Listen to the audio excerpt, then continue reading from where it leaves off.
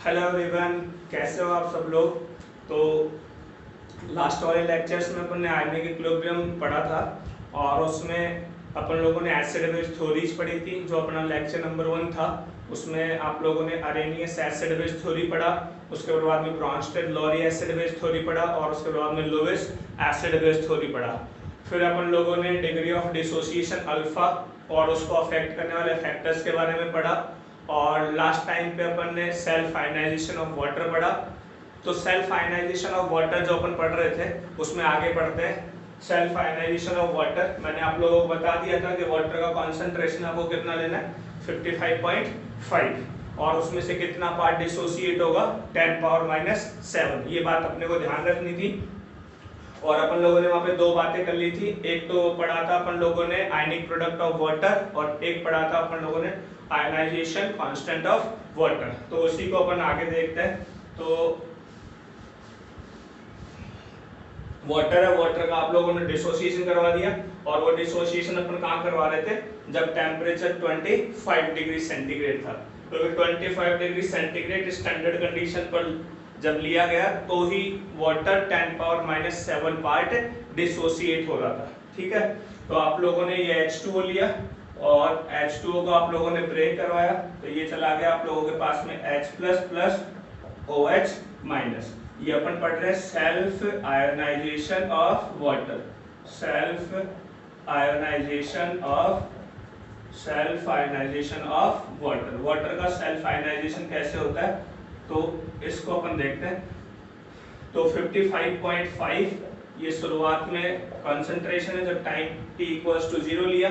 ये कितना होगा शुरुआत में 0, 55.5 इसमें से आप लोगों ने कितना ब्रेक करवाया था, 10⁻⁷। तो ये कितना बना 10⁻⁷, और ये भी कितना बना 10⁻⁷। अब आप लोगों को इक्विलिब्रियम कांस्टेंट K लिखना आता है। K कितना हो जाएगा, concentration of H+ into concentration of OH- divided by concentration of H2O। ठीक है, तो यहाँ से ये K इनटू H2O जो था उसको अपन लोगों ने क्या लिख दिया था, KW, और KW is H+ into OH-। तो KW इक्वल्स टू 10⁻⁷ इनटू 10⁻⁷। तो KW जो आया आपके पास में वो आ गया 10⁻⁴। KW कितना आ गया, 10⁻⁴। और इसी को क्या बोला जाता है, ionic product of water. Ionic product of H2O। H2O का आयनिक प्रोडक्ट होता है ये H+ इनटू OH- का मल्टीप्लिकेशन होता है। तो एक तो आपको ये वाला इक्वेशन ध्यान रखना है और एक वाला ये इक्वेशन आपको ध्यान रखना है। ठीक है, अब इसी में आगे चलते हैं।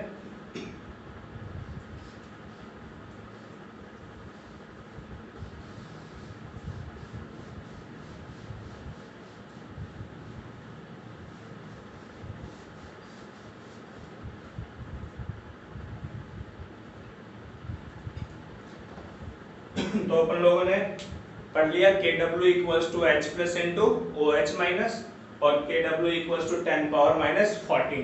अब मैंने आप लोगों को लॉग का कॉन्सेप्ट बताया हुआ था, वो लॉग कॉन्सेप्ट अपने को इस्तेमाल करना है कि किस तरीके से अपन KW और H+ और OH- में रिलेशंस निकाल सकते हैं। फिर यहाँ बातें करेंगे कुछ pH के बारे में कि pH कैसे कैलकुलेट किया जाएगा। ठीक है,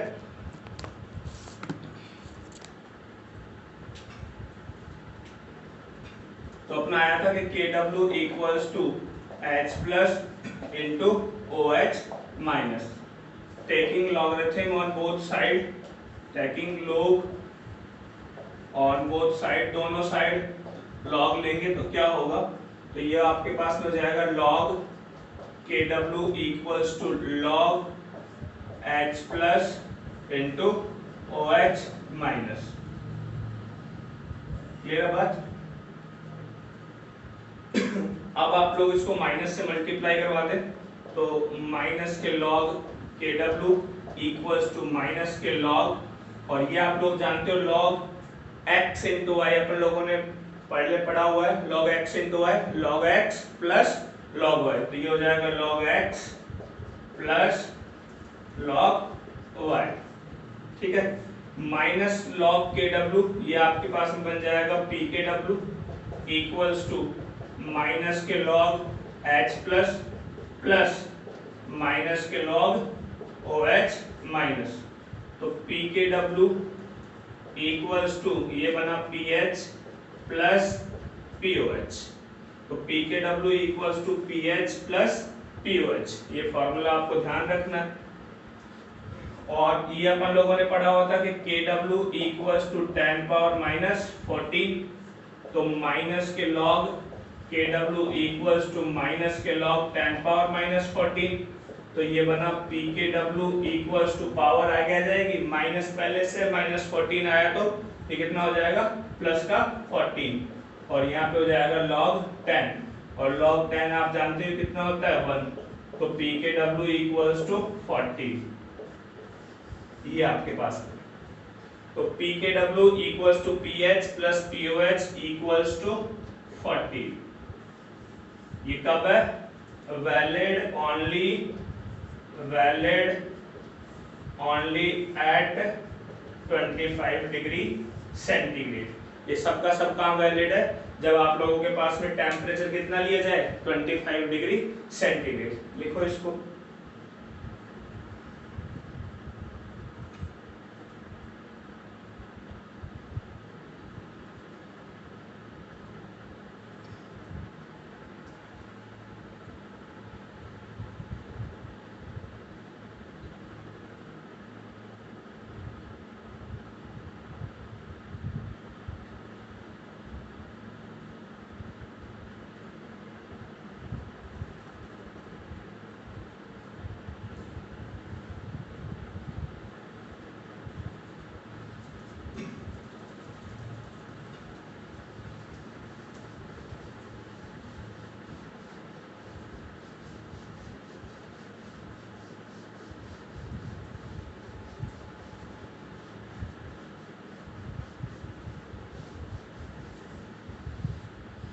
अब अपने को इसमें सबसे इंपॉर्टेंट जो आता है वो आता है पीएच कॉन्सेप्ट, क्योंकि जितने भी क्वेश्चंस होते हैं वो अपने को पीएच के बारे में पूछा जाता है।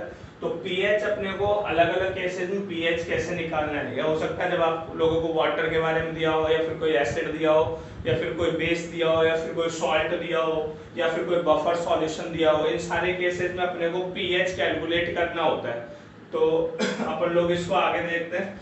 तो अपन लोगों ने यहाँ पे देखा कि पी के डब्ल्यू जो होगा, पी के डब्ल्यू जो होगा वो होगा P H plus P O H, और इक्वल्स टू कितना होता है 14 होता है। यानी P H plus P O H आपको हमेशा कितना मिलेगा 14, लेकिन कब? जब टेम्परेचर 25 डिग्री सेंटीग्रेड हो। अब देखते हैं ऑन हाई टेम्परेचर, जब टेम्परेचर आपके पास में हाई हुआ, मान लीजिए आप लोगों ने टेम्परेचर यहाँ से बढ़ा के कुछ 90 डिग्री सेंटीग्रेड कर दिया। आप लोगों ने यहाँ पे टेम्परेचर 25 डिग्री सेंटीग्रेड से बढ़ा के क्या कर दिया 90 डिग्री सेंटीग्रेड कर दिया। तो अपन जानते हैं कि H2O जो पहले ब्रेक हो रहा था किसमें, H प्लस OH माइनस में, और यहाँ पर कॉन्सेंट्रेशन 55.5 था, ये 0 था, ये 0 था, और 55.5 में से क्या हो रहा था 10 पावर -7 ब्रेक हो रहा था। लेकिन अब की बार क्या कर दिया, टेम्परेचर क्या कर दिया, बढ़ा दिया। टेम्परेचर बढ़ा दिया तो इसमें से क्या होगा, अल्फा क्या होगा आपका बढ़ जाएगा, और अल्फा बढ़ जाएगा घट जाएगा, तो अल्फा आप लोगों के पास में क्या होगा बढ़ जाएगा, क्योंकि ज्यादा टेम्परेचर होगा तो डिसोसिएशन क्या होगा ज्यादा होगा, और डिसोसिएशन ज्यादा होगा तो इसमें से क्या होगा 10 की पावर पहले कितना हो रहा था break -7।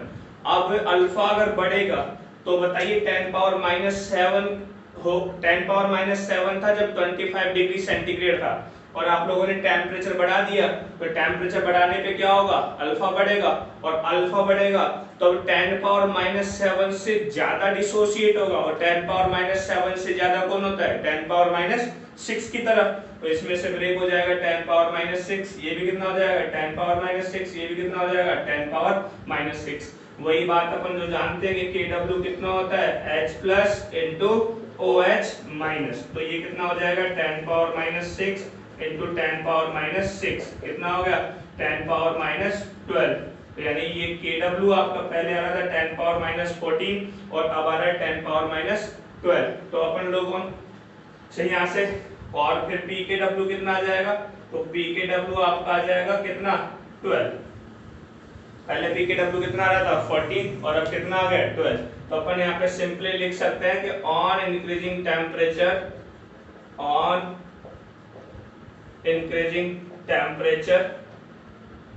degree of dissociation alpha increases.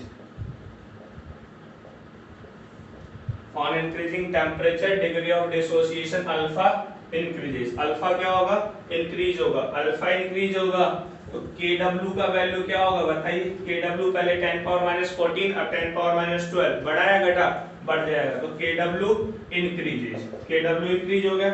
Pkw पहले आ रहा था 14 और अब आया 12, Kw तो इंक्रीज हो जाएगा और आपका Pkw क्या हो जाएगा, डिक्रीज हो जाएगा। तो ये दो कंक्लूजन्स आप लोगों को ध्यान रखने हैं कि अगर टेम्परेचर बढ़ाओगे तो डिग्री ऑफ डिसोसिएशन यानी अल्फा का वैल्यू इंक्रीज होगा और अल्फा का वैल्यू इंक्रीज होगा तो यहाँ पर आपके पास अमाउंट क्या होगा, ज्यादा डिसोसिएट होगा। ज्यादा डिसोसिएट होगा तो 10 पावर माइनस 7 से ज्यादा 10 पावर माइनस 6। तो Kw आप लोगों के पास में पहले आ रहा था 10 पावर माइनस 14 अब आया 10 पावर माइनस 12 यानी Kw क्या हो गया, बढ़ गया। लेकिन Pkw पहले आ रहा था 14 अब आ गया 12 तो Pkw क्या हो जाएगा, कम हो जाएगा, कम हो जाएगा। इसी तरीके से आप लोग ये कह सकते हो कि pH प्लस POH जो होता है वो Pkw के बराबर होता है और Pkw आपका कितना आ गया आपके बाद 12 यानी pH प्लस POH दोनों का एडिशन भी क्या होगा, कम हो जाएगा।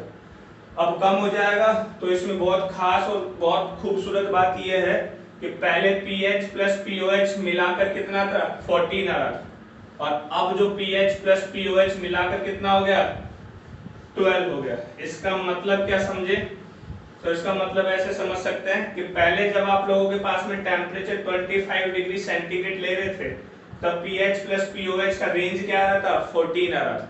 तो यानी pH प्लस POH का जो रेंज था वो आप लोगों के पास में कितना आ रहा था 14 यानी ये 0 मान लो और ये आपका कितना था 14 और इन दोनों का मिड कितना हो जाएगा 7। तो ये pH स्केल हो गया 0 से 14 और इसका मिड पॉइंट कितना हो गया 7 हो गया। यानी 7 से इधर जा रहे थे अपन तो वो तो अपने को मिल रहे थे एसिडिक और 7 से जब ज्यादा जा रहे थे तब वो आपको मिल रहे थे बेसिक। ये बातें थी जब टेम्परेचर कितना था आपके पास में 25 डिग्री सेंटीग्रेड। क्या होगा जब टेम्परेचर आप लोगों ने ज्यादा कर लिया 90 डिग्री सेंटीग्रेड तो मैंने टेम्परेचर बढ़ाया है, टेम्परेचर बढ़ाने पर मैं अल्फा का वैल्यू बढ़ा रहा हूँ। कोई जरूरी नहीं है कि 90 डिग्री पर 10 पावर माइनस 6 की डिसोसिएट हो सकता है और कुछ भी हो। एक अपन ट्रेंड ले रहे हैं कि ट्रेंड कैसा होगा। तो अब जो 90 डिग्री सेंटीग्रेड पर pH और POH इन दोनों का रेंज कितना हो जाएगा 12 हो जाएगा। ये 0 है आपका और ये कितना है 12। अब के बाद मिड पॉइंट कितना आएगा 6 आ जाएगा। ये आपका pH स्केल हो गया। अब के बाद मिड पॉइंट कितना आ गया 6 यानी 6 के इधर जाएंगे तो आपके पास में ये एसिडिक हो जाएगा और 6 के इधर जाएंगे तो आपके पास आपके ये बेसिक हो जाएगा। ठीक है, तो वो ऐसे पूछता है कि pH equals to 7, pH equals to 7 ये क्या होगा जब आपका टेम्परेचर 90 डिग्री सेंटीग्रेड हो। अब pH इक्वल्स टू 7 ये वैसे तो आपका क्या होता है न्यूट्रल होता है। pH इक्वल्स टू 7 ये क्या होता है न्यूट्रल होता है। लेकिन ये कब होता है जब temperature 25 degree centigrade 25 degree centigrade पर pH इक्वल्स टू 7 ये न्यूट्रल होगा। लेकिन अब के बाद उसने कहा कि pH इक्वल्स टू 7 हो गया लेकिन टेम्परेचर कितना दिया 90 डिग्री सेंटीग्रेड। तो अपन जानते हैं pH इक्वल्स टू 7 हुआ और टेम्परेचर 90 डिग्री सेंटीग्रेड है तो 90 डिग्री सेंटीग्रेड पर रेंज क्या होगी छोटी हो जाएगी। रेंज छोटी हो जाएगी तो पहले pH इक्वल्स टू 7 न्यूट्रल बना रहा था तो अब की बार pH इक्वल्स टू 7 कैसा बनाएगा आपके पास में बेसिक बनाएगा। तो pH इक्वल्स टू 7 जो सॉल्यूशन होगा वो 90 डिग्री सेंटीग्रेड पर कैसा होगा बेसिक होगा। बात समझ में आ गई। pH इक्वल्स टू 7 जो 90 डिग्री सेंटीग्रेड पर कैसा होगा, बेसिक हो जाएगा, क्योंकि टेम्परेचर बढ़ाने पर रेंज क्या हो जाएगा, छोटा। तो अब मिड पॉइंट आ जाएगा 6 पर, तो 6 से राइट साइड में जाएंगे तो वो हो जाएगा बेसिक, 6 से लेफ्ट साइड में आएंगे तो वो हो जाएगा एसिडिक। अब pH इक्वल्स टू 7 पूछा है, तो pH इक्वल्स टू 7 आपके पास में कहीं यहाँ होगा और ये होगा, तो आपके पास में सॉल्यूशन कैसा हो जाएगा, बेसिक हो जाएगा। बहुत इंपॉर्टेंट क्वेश्चन है जो आप लोगों को पूछा जाएगा नीट या जेईई के अंदर, तो इसका ध्यान रखना। क्लियर है बात?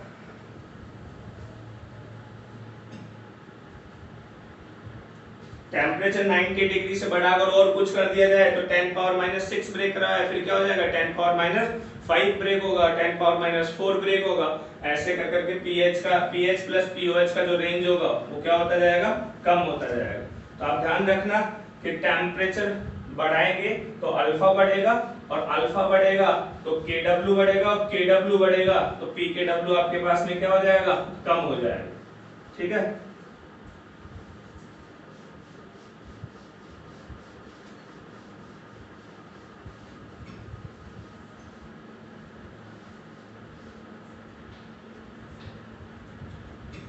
अब अपन केस लेते हैं जब आप लोगों के पास में या तो वीक एसिड लिया हो या फिर वीक बेस लिया हो। अपन दोनों में से कोई एक पढ़ेंगे क्योंकि दोनों बिल्कुल सिमिलर है, तो अपन लोग पढ़ लेते हैं। तो टाइप्स ऑफ के टाइप कितने होते हैं, तो के 5 टाइप हो सकते हैं।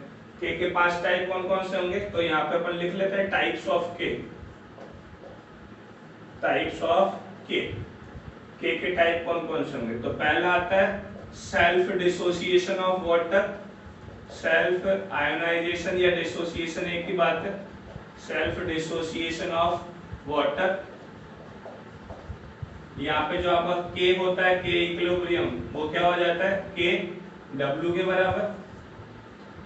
दूसरा पढ़ते हैं dissociation of weak acid. Dissociation of week acid का डिसोसिएशन होगा तो के इक्विलिब्रियम आपका किसके बराबर हो जाएगा, तो के इक्विलिब्रियम बराबर हो जाएगा के ए के बराबर। ए स्टैंड्स फॉर एसिड। तीसरा अपन लेते हैं डिसोसिएशन ऑफ वीक बेस का डिसोसिएशन। तो अब के बाद जो के इक्विलिब्रियम होगा वो किसके बराबर हो जाएगा, के बी फॉर बेस।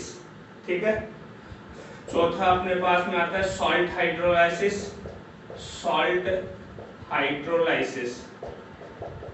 हाइड्रोलाइसिस करवाएंगे तो आपका के इक्विलिब्रियम किसके बराबर हो जाएगा, के एच स्टैंड्स फॉर हाइड्रोलाइसिस। और एक आता है next number 5 solubility of sparingly soluble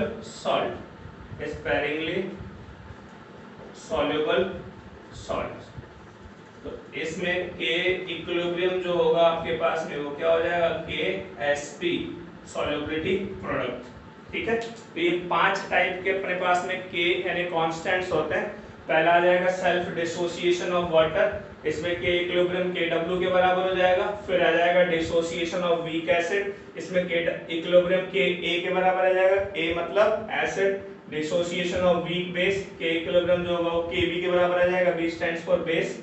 salt hydrolysis करेंगे तो के इक्विलिब्रियम के एच के बराबर आ जाएगा, एच स्टैंड्स फॉर हाइड्रोलाइसिस। और नेक्स्ट लास्ट आता है solubility of sparingly soluble salt, तो इसमें के इक्विलिब्रियम होगा वो किसके बराबर हो जाएगा, के एसपी के बराबर। तो ये वाला जो है के इक्विलिब्रियम इक्वल्स टू के डब्ल्यू, ये अपन लोगों ने पढ़ लिया। अब अपने पास में ये बचे, तो अपन पढ़ते हैं next dissociation of weak acid.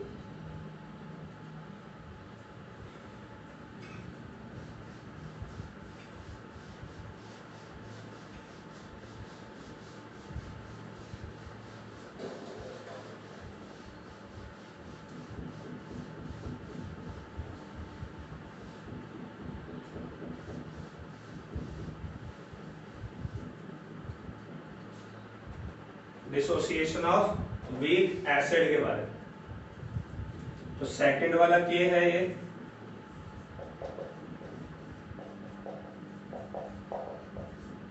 Dissociation of weak acid. Weak acid को आप पहचान जाओगे क्योंकि अपन लोगों ने पहले strong acid, strong base, weak acid और वीक बेस के एग्जांपल्स मैंने आप लोगों को बता दिए। अब वीक एसिड है, उसका डिसोसिएशन कैसे होगा? तो अपन जानते हैं कि वीक एसिड होगा वो एक वीक इलेक्ट्रोलाइट होगा, और वीक इलेक्ट्रोलाइट होगा तो वो कभी भी कंप्लीटली ब्रेक नहीं होगा, तो उसका कुछ पार्ट ही ब्रेक होगा, तो अल्फा का वैल्यू क्या होगा उसका? लेस देन 1 होगा। तो मैं कोई HA मान लेता हूँ, HA आप लोगों के पास में यहाँ पे जो है वो एक वीक एसिड लिया गया है, और इस HA का अगर डिसोसिएशन कराऊंगा तो आपके पास में ये ब्रेक हो जाएगा H plus plus A minus में। इसका कॉन्सेंट्रेशन T इक्वल्स टू 0 पर मैंने C मान लिया, ये 0 हो जाएगा, ये 0, और T equals to T dash, कुछ टाइम बाद में क्या होगा? इसमें से कुछ ब्रेक होगा। कितना ब्रेक होगा? C में से C अल्फा, ये कितना बनेगा? C अल्फा, और ये कितना बनेगा? C alpha. ठीक है, इक्विलिब्रियम कांस्टेंट के लिखना जानते हो आप, H plus into A minus divided by HA, तो ये हो जाएगा आप लोगों के पास में C alpha into C alpha upon C 1 minus alpha. मैंने यहाँ से कॉमन ले लिया C को, तो ये हो जाएगा C 1 माइनस अल्फा। तो ये मैंने आपको C से C कैंसिल करवा दिया, तो K, और ये कौन सा कांस्टेंट है? एसिड का, तो ये क्या हो जाएगा? Ka। तो K equals to C alpha square upon 1 minus alpha. ठीक है, अब अपने को यहाँ पर एक अजम्पशन मानना होता है, वो ये कि आपके पास में जो एसिड है वो कैसा है? वीक है, और वीक एसिड है तो इसके लिए जो अल्फा का वैल्यू होगा वो क्या होगा? 1 से बहुत कम होगा, और 1 से अगर बहुत कम होगा तो Ka equals to C alpha square upon 1 minus alpha. तो 1 माइनस अल्फा को मैं 1 ले सकता हूँ, 1 माइनस अल्फा को अपन नियरली क्या ले सकते हैं? 1, तो Ka क्या हो जाएगा? C अल्फा स्क्वायर, तो Ka by C equals to alpha square, और alpha equals to root Ka by C, alpha equals to root Ka by C हो जाएगा। क्लियर है बात? HA कोई वीक एसिड लिया, इसको आप लोगों ने डिसोसिएट करवा दिया, ये C, ये 0 0, C माइनस C अल्फा, ये C अल्फा, ये C अल्फा के लिखना अपन लोग जानते हैं, ये प्रोडक्ट अपॉन रिएक्टेंट, तो ये C alpha into C alpha upon C 1 minus alpha, C alpha square upon 1 minus alpha हुआ। वीक एसिड है इसलिए 1 माइनस अल्फा को नियरली 1 मान लिया, तो Ka by C equals to alpha square, और alpha equals to root Ka by C। अब अपने को अल्टीमेटली जो काम करना होता है वो pH निकालने का काम करना होता है, और pH निकालने का काम करें तो अपने को pH निकालना है, इसका मतलब है अपने को H प्लस का कॉन्सेंट्रेशन चाहिए, तो अपन H प्लस का कॉन्सेंट्रेशन अपने पास में यहाँ से कितना है? C अल्फा, तो H प्लस का कॉन्सेंट्रेशन कितना दिया हुआ है? C alpha.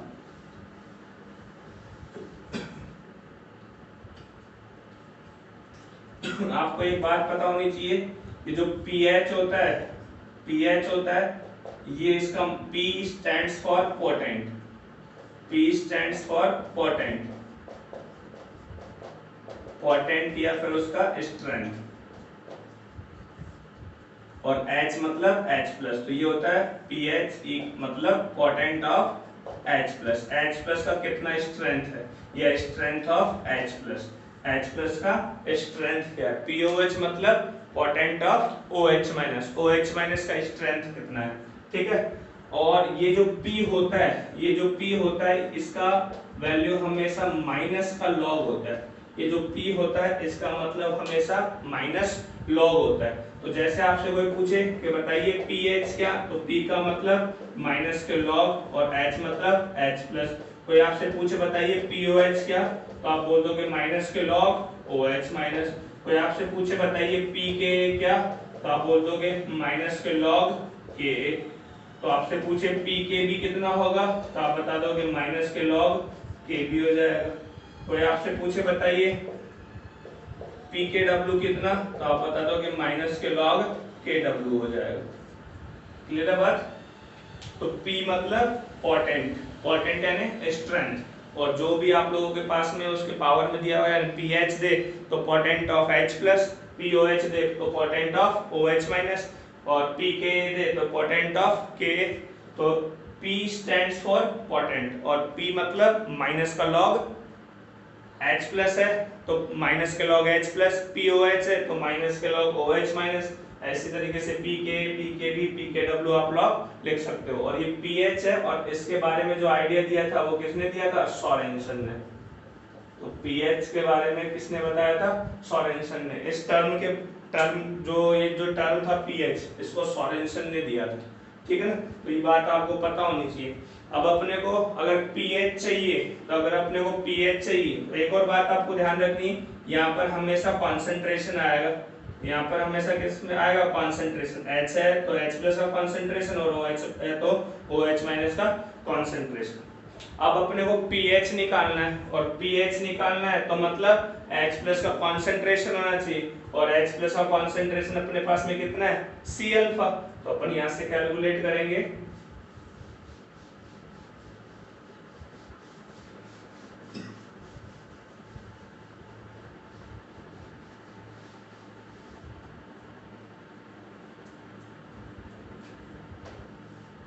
तो अपन यहाँ से कैलकुलेट करेंगे pH इक्वल्स टू माइनस के लॉगरिथम ऑफ H प्लस, और pH इक्वल्स टू माइनस के लॉग, और H प्लस का कॉन्सेंट्रेशन कितना था? C alpha. तो pH इक्वल्स टू माइनस के लॉग C अल्फा। अब अल्फा का वैल्यू कितना रख देंगे अपन? रूट के बाय C। तो ये C की जगह तो C आ जाएगा, और अल्फा का वैल्यू रख देंगे यहाँ से रूट के बाय C। तो pH कितना हो जाएगा? माइनस के लॉग, ये C रूट में जाएगा तो कितना हो जाएगा? C स्क्वायर, ये हो जाएगा K, और ये कितना है? C। सारा का सारा किस में आ जाएगा? रूट के अंदर। ये C से C कैंसिल हो जाएगा, तो pH इक्वल्स टू माइनस के लॉग Ka इंटू C, और इसका पावर कितना? हाफ। रूट है मतलब पावर कितना है इसका? हाफ है। तो pH इक्वल्स टू माइनस के लॉग, C से C कैंसिल हुआ, तो यहाँ क्या हो जाएगा? रूट K इंटू C, और इसका पावर कितना है? हाफ। और एक बात आप लॉग में जानते हो कि जो पावर होता है वो क्या होगा? आगे आ जाएगा। तो पावर अगर आगे आएगा तो pH इक्वल्स टू माइनस है, pH इक्वल्स टू ये हाफ आगे आएगा, pH इक्वल्स टू हाफ, ये आ जाएगा माइनस, और ये आ जाएगा log K इंटू C। और आप लोग जानते ही हो log में अगर x इंटू वाई होगा तो क्या हो जाएगा? log x plus log y। तो ये हो जाएगा pH equals to half, pH equals to half, और ये हो जाएगा log K plus log C, log K plus log C। अब इसको मल्टीप्लाई करवा दीजिए, pH इक्वल्स टू हाफ, और ये हो जाएगा माइनस के log Ka, और प्लस माइनस के log C। तो ये हो जाएगा pH इक्वल्स टू हाफ, और माइनस का log K अभी लिखा था कितना? Pk, तो Pk माइनस का log C। तो ये आपके पास में फॉर्मूला आ गया pH निकालने का, किसके लिए? वीक एसिड्स के लिए। जब आप लोगों को कोई वीक एसिड दे रखा हो तो उसका pH निकालने का फॉर्मूला है half into Pk minus log C। K का वैल्यू आपको देगा, K क्या होगा? Dissociation constant of acid. Kb क्या होगा? Dissociation constant of base. KH क्या होगा? हाइड्रोलाइसिस कांस्टेंट ऑफ सॉल्ट, और KSP सॉल्युबिलिटी प्रोडक्ट, ठीक है ना। तो Ka आपको दिया हुआ है, तो pH आएगा, वो आ जाएगा half Pk minus log C। ये फॉर्मूला आ गया।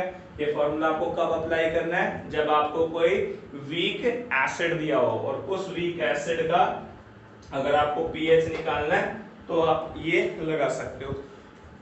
अब अगर आपको pH की जगह वो POH पूछे तो आप जानते ही हो कितना, कि pH प्लस POH हमेशा कितना होता है? 40। और अगर आपसे POH पूछे कि बताइए POH कितना होगा, तो क्या करोगे आप? 14 में से pH माइनस कर दोगे।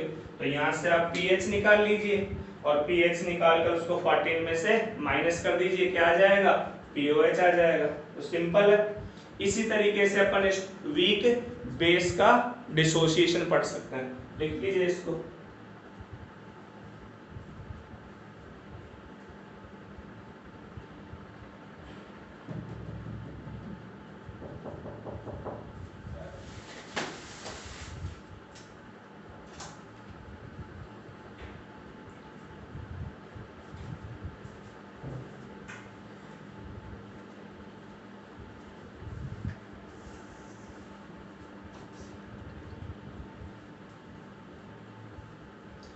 ठीक है।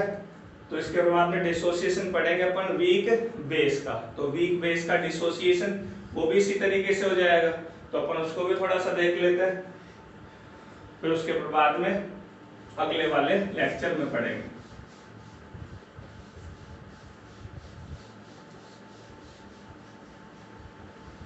तो आप लोगों ने वीक एसिड्स के केस में निकाल लिया। अब अपन पढ़ते हैं डिसोसिएशन, यानी थर्ड वाला पार्ट, डिसोसिएशन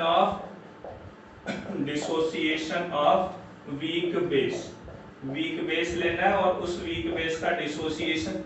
तो सेम वही काम करना है जो अपन लोगों ने वीक एसिड के टर्म में किया था, तो वही काम अपन इसमें कर लेते हैं। वहां एसिड को H से दिखाया था, या बेस को किससे दिखा दोगे, BOH से।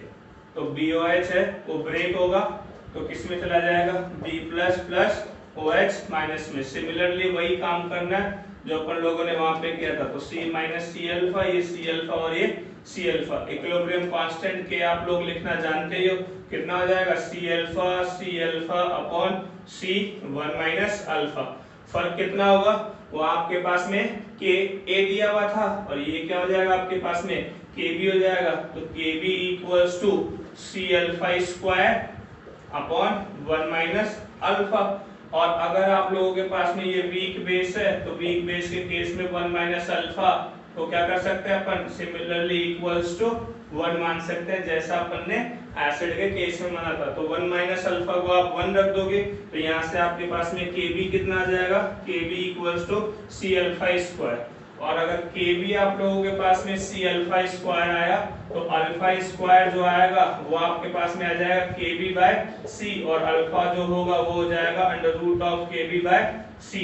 सेम वही काम करना है यहाँ पे, वहां पे K equals to C alpha square आया था, यहाँ Kb equals to C alpha square आ गया। वहाँ alpha equals to root Ka by C आया था, यहाँ alpha equals to root Kb by C आ गया। क्लियर है बात। अब अपने को यहाँ से pH कैलकुलेट करना है, तो pH कैलकुलेट करना है तो अपने को H प्लस का कॉन्सेंट्रेशन चाहिए, लेकिन अपने पास में इसमें H प्लस नहीं आ रहा, अपने पास में यहाँ OH माइनस आ रहा है। तो अपन pH की जगह क्या कैलकुलेट कर लेंगे, POH। तो अपन pH की जगह POH कैलकुलेट कर लेते हैं। तो आप लोगों को बताया हुआ है कि POH कितना हो जाएगा, तो POH जो होगा वो आपके पास में हो जाएगा minus logarithm of OH minus का कॉन्सेंट्रेशन। तो POH equals to minus logarithm of OH minus का concentration, that is C alpha. और तो POH इक्वल्स टू माइनस के लॉग, और C की जगह C रखा और अल्फा कितना हो जाएगा, root Kb by C। Same वही काम करना है जो अपन लोगों ने एसिड के केस में किया था। ठीक है, तो यहाँ पे अपने पास में POH कितना आ जाएगा, तो POH आ जाएगा माइनस के लॉग, ये C स्क्वायर बन के अंदर जाएगा, C से C कैंसिल हो जाएगा, तो ये कितना आ जाएगा, Kb इंटू C का पावर कितना, हाफ आ जाएगा। क्लियर है बात। अब इसको आगे देखें,